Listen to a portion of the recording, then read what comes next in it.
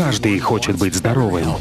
Каждый хочет жить дольше. Каждый хочет выглядеть моложе и наслаждаться жизнью даже в старости.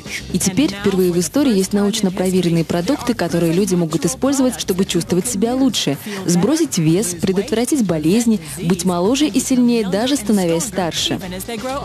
И что в результате? Индустрия wellness стала сегодня одним из самых перспективных трендов в мире. Вот почему всемирно признанный экономист Пол Зейн Пилзер, бизнесмен-мультимиллионер, профессор университета и автор 8 бестселлеров, хочет поделиться с вами результатами своих последних исследований.